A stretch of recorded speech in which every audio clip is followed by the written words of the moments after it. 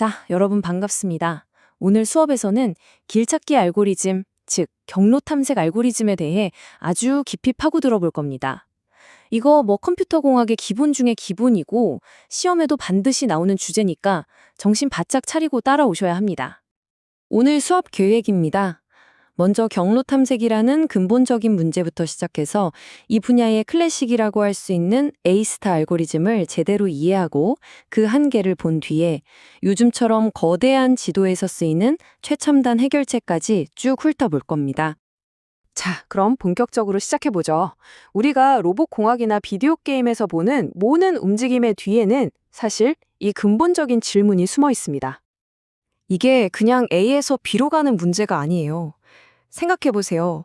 길이 없는 전장 한복판에서 속도도 챙겨야지, 안전도 생각해야지, 연료는 또 아껴야지, 이 모든 걸 고려해서 최고의 길을 찾아야 한다는 겁니다. 아, 교수님, 그러니까 이게 결국 트레이드 오프, 일종의 거래 관계군요. 알고리즘이 경로를 빨리 찾게 만들면 그게 진짜 최적의 경로는 아닐 수도 있다는 말씀이시죠? 특히 지도가 엄청 크고 복잡할 때는 더 그렇겠네요. 정확해요. 바로 그겁니다. 이 어려운 문제를 풀려면 아주 똑똑한 알고리즘이 필요하겠죠. 그래서 오늘 우리가 반드시 알아야 할 골드 스탠다드, A스타 탐색 알고리즘을 소개해드리겠습니다. 다엑스트라 알고리즘이 그냥 무작정 모든 방향으로 다 가보는 방식이라고 생각하면 A스타는 훨씬 더 똑똑해요. 목표 지점을 향해 탐색 방향을 이끌어주는 일종의 감, 즉 휴리스틱을 사용해서 훨씬 더 효율적으로 움직인다는 거죠. 자, A스타의 핵심 공식을 봅시다. 첫 번째 부분은 GN입니다. 이건 아주 명확한 사실이에요. 우리가 지금까지 실제로 이동해온 거리, 즉 과거의 비용입니다. 아, 그럼 HN은 마치 지도 위에서 목적지까지 직선 거리, 그러니까 새가 날아가는 거리를 어림짐작하는 것과 같은 거네요. 바로 그거죠. 이게 바로 A스타의 철학을 아주 멋지게 보여주는 공식입니다. 우리가 확실히 아는 과거의 비용 GN과 우리의 최선의 추측인 미래 비용 HN을 더해서 N 지점을 거쳐가는 경로의 총 예상 비용, 즉 FN을 구하는 겁니다.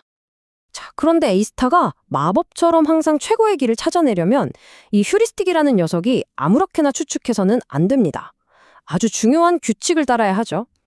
이 원칙을 허용성, admissibility라고 합니다. 이 용어는 꼭 기억하세요. 다시 말해 휴리스틱은 항상 낙관적인 추측을 해야 한다는 겁니다. 실제 비용보다 더 멀 거라고 예측하면 안 돼요. 이래야만 A스타가 최적의 경로를 보장할 수 있습니다. 아, 그렇군요. 그러니까 휴리스틱이 허용 가능하면 A스타는 무조건 정답, 그러니까 최적의 경로를 찾아내는 걸 보장하지만 만약 그렇지 않으면 그냥 운에 맡겨야 하는 거네요. A를 가장 확실하게 이해하는 방법은 직접 눈으로 보는 겁니다. 자, 시험에 꼭 나오는 유형이죠. 노드 A에서 G까지 최단 경로를 찾는 과정을 한번 따라가 봅시다. 이 표가 어떻게 채워지는지 눈 크게 뜨고 보세요. 자, 이게 우리 지도입니다. 경로 위의 숫자들이 실제 이동 시간, 즉 G값이고요. 각 노드에 표시된 휴리스틱 값 H는 목표 지점 G까지의 예상 거리입니다. 자, A에서 시작합니다. 이웃인 B와 C를 탐색하죠. B로 가는 길의 총 예상 비용, F값은 실제 비용 21에 휴리스틱 80을 더해서 101, C는 실제 비용 42에 휴리스틱 65를 더해서 107. 둘 중에 F값이 더 낮은 101, 즉 B를 다음 탐색 지점으로 선택합니다.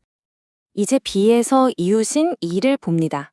이의 F값은 지금까지 온 거리 61에 휴리스틱 50을 더해서 111이 되네요. 자, 그럼 아직 방문하지 않은 노드 C와 E의 F값을 비교해 볼까요? C는 107, E는 111. C가 더 낮으니까 다음은 C로 갑니다. 이 과정을 계속 반복하는 겁니다. 가장 낮은 F값을 가진 노드를 선택하고 그 이웃을 탐색하고 표를 계속 업데이트하면서 목표 지점 G에 도달할 때까지 나아가는 거죠. 아하, 그러니까 핵심은 매 단계마다 지금까지 온 비용에다가 앞으로 갈 길에 대한 예상 비용을 더해서 어떤 길이 가장 좋아 보이는지를 아주 똑똑하게 결정한다는 거군요. 정확합니다. ANTA는 최적의 해를 보장하지만 치명적인 약점이 있어요. 자, 이제 지도가 엄청나게 커졌을 때 어떤 문제가 발생하는지 다음 단계로 넘어가서 확인해 보죠. 지도가 커지면 A스타가 탐색해야 할 노드의 수가 폭발적으로 증가합니다. 이러면 너무 느려지고 메모리도 엄청나게 잡아먹어서 자율주행 같은 실제 응용 프로그램에서는 써먹기가 힘들어지죠. 이거 마치 우리가 장거리 운전 계획 짤 때랑 비슷하네요. 처음부터 모든 골목길을 다 보진 않잖아요. 일단 도시랑 도시를 잇는 큰 고속도로부터 찾고 목적지 도시에 도착해서야 세부적인 길을 찾는 것처럼요. 바로 그 아이디어가 HPA의 핵심입니다. 지도를 큰 덩어리, 즉 클러스터로 묶어서 상위 레벨의 추상적인 지도를 만드는 거죠. 이렇게 하면 실시간 경로 탐색이 훨씬 빨라집니다. 하지만 HPA도 완벽하진 않아요. 경로의 품질이 A스타보다 떨어지고 고정된 크기로 지도를 나누다 보니 넓고 단순한 지역에서는 불필요한 계산을 많이 하게 됩니다.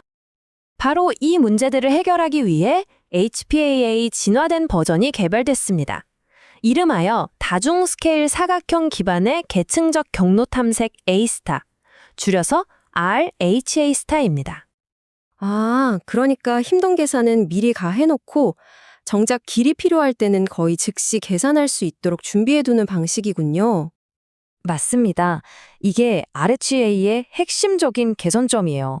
고정된 크기의 사각형 대신 초원처럼 넓고 이동 비용이 같은 지역은 지능적으로 묶어서 다양한 크기의 커다란 직사각형으로 만들어버리는 겁니다. 이 집합 단계가 바로 HPA의 비효율성 문제를 해결하는 열쇠입니다.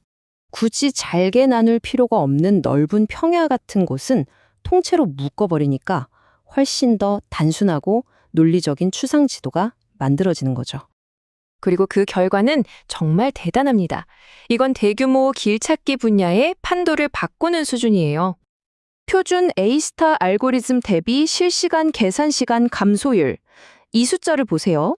RHA스타는 거대한 지도에서 실시간으로 경로를 찾을 때 기존 A스타 알고리즘보다 계산 시간을 무려 96.64%나 단축시켰습니다.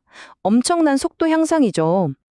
와, 단순히 빠른 것뿐만 아니라 HPA보다 훨씬 더 정확하네요. A스타가 찾은 완벽한 경로랑 거의 똑같은 길을 찾아내고 오차를 99% 이상 줄였다니? 대단한데요? 자, 이제 시험에 나올 가장 중요한 부분입니다. 어떤 알고리즘을 언제 써야 하는지 최종적으로 정리해 봅시다. 이 족보만 있으면 됩니다. 자, 이 표가 바로 여러분의 핵심 요약본입니다. 시험 보기 전에 이것만은 꼭 외우세요. 기초적인 방법부터 최첨단 기술까지 각각의 강점과 약점을 명확하게 이해하고 있어야 합니다. 이것으로 길찾기 알고리즘 마스터 클래스를 마치겠습니다. 마지막으로 여러분이 한번 생각해 볼 질문을 남기죠. 컴퓨팅 파워가 계속 강해지고 AI가 똑똑해진다면 과연 이런 영리한 휴리스틱이 계속 필요할까요? 아니면 언젠가는 그냥 모든 경우의 수를 다 계산하는 게 더 효율적인 방법이 될까요? 자, 모두 수고 많으셨습니다.